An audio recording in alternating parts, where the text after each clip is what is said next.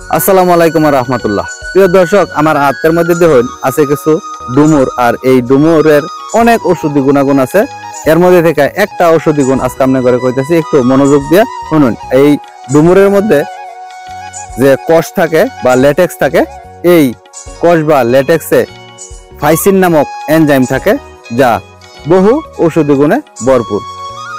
মানুষের শরীরের মধ্যে অনেক সময় আসিল দেখা দেয়। এই আসিলগুলা হয় কেরোটিন, প্রোটিন এবং বিভিন্ন ব্যাকটেরিয়ার সমন্বয়ে, আর এই গোলা ধ্বংস করতে সক্ষম এই ডুমুরের ল্যাটেক্স। প্রশ্ন হলো, আসিল হইলে কিভাবে এই ডুমুরের ল্যাটেক্স ব্যবহার করবেন।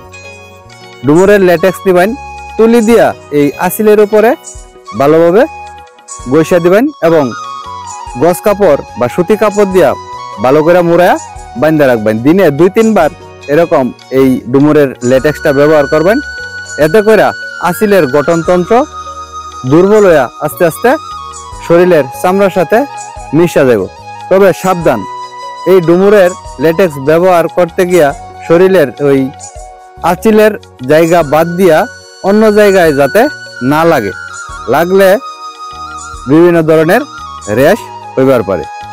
যারা এই শরীরের আসিলের জন্য বিভিন্ন ডাক্তার দেখায়া অনেক টাকা পয়সা নষ্ট করে ফেলছেন, ফলাফল পান নাই, ঠিক তারা শেষবারের মতো এই ডুমুরের ল্যাটেক্স আসিলের মধ্যে ব্যবহার করে দেবেন, ভালো ফলাফল পাইবেন ইনশাআল্লাহ।